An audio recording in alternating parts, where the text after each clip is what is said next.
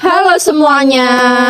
Perkenalkan, nama saya Halimatus Salma dari kelas 12 MIPA 2 absen 14. Nama saya Sawa Quratul Nabila Atika dari kelas 12 MIPA 2 absen 29. Kami di sini akan menceritakan tentang sinopsis dan juga unsur interistik dari novel Pangeran Diponegoro.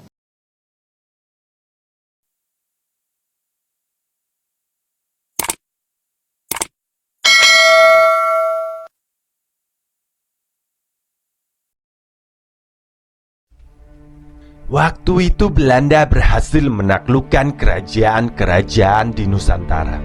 Kerajaan Yogyakarta adalah salah satunya.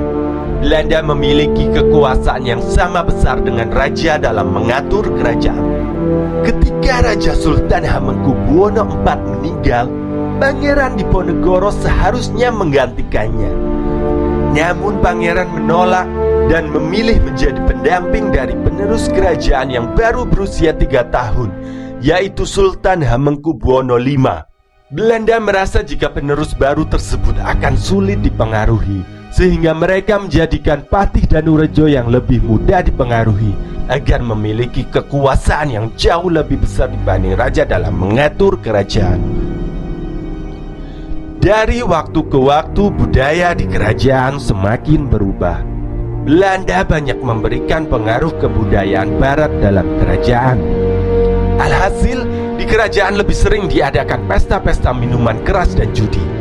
Pangeran Diponegoro yang berusaha menentang perubahan tersebut menjadi musuh dari banyak punggawa kerajaan.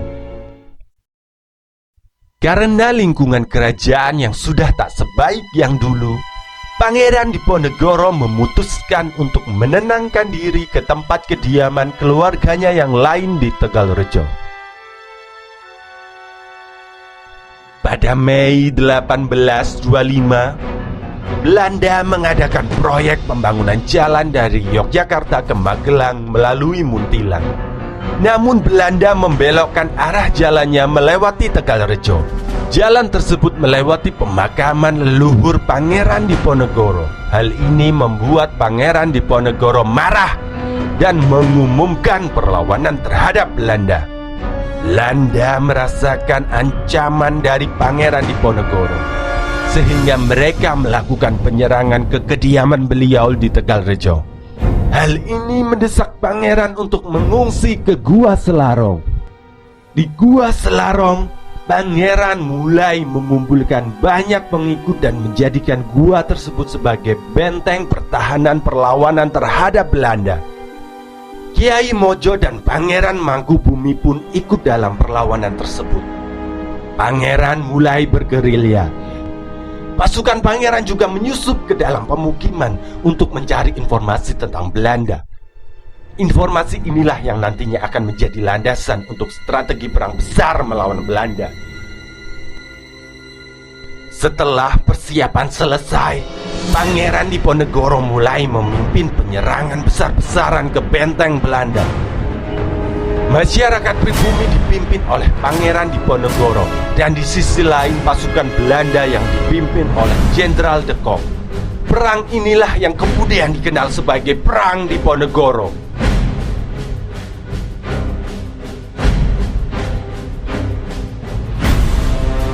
Serangan pasukan pribumi selalu dimulai saat musim penghujan, karena di musim ini pertahanan Belanda melemah akibat ketakutan mereka terhadap penyakit pada musim ini. Pasukan pribumi pun mulai bisa mendesak Belanda dan memaksa mereka untuk mundur. Belanda pun tidak menyerah begitu saja. Mereka menarik pasukan mereka dari seluruh Nusantara untuk membantu peperangan di Jawa ini. Jumlah pasukan Belanda pun meningkat drastis dan diikuti persenjataan yang jauh lebih canggih. Pasukan pribumi pun mulai banyak yang berguguran. Ribuan nyawa harus melayang untuk menghadapi serangan dari pasukan Belanda.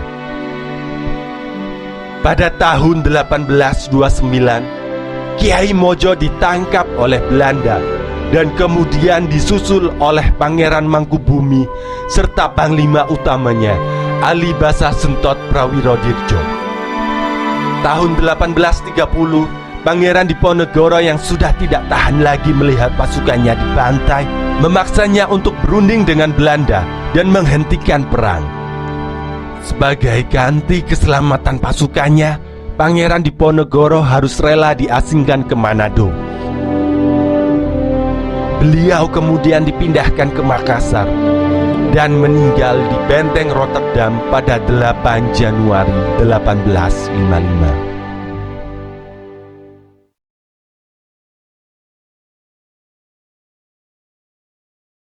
Sinopsis novel Pangeran Diponegoro. Novel Pangeran Diponegoro menggagas Ratu Adil ini mengisahkan eksotisme perjalanan hidup dari Ontowiryo, yaitu nama kecilnya Pangeran Diponegoro. Pangeran yang dari kecil hingga remaja selalu berada dalam bingkai karya sastra. Kisah ini menggunakan leburan riset yang mendalami dan imajinasi yang berlian dari sang penulis sehingga menjadikan karyanya tersebut memiliki daya pikat bagi pembaca. Gaya tutur filosofis, sang penulis akan membawa pembaca larut dalam renungan-renungan di sepanjang tulisannya. Ontowiryo adalah sosok pemimpin bangsa yang tidak saja menunjukkan martabat bangsanya, tetapi juga seorang pemimpin yang linuwih kehidupan jasmani dan rohaninya.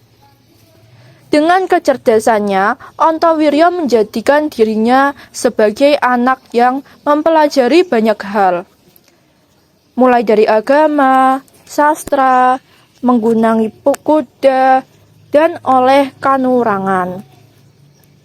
Tema dari novel Pangeran Diponegoro adalah tentang perjuangan kepahlawanan dan juga sosial politik. Alur yang digunakan dalam novel Pangeran Diponegoro ini memiliki alur maju yang progresif.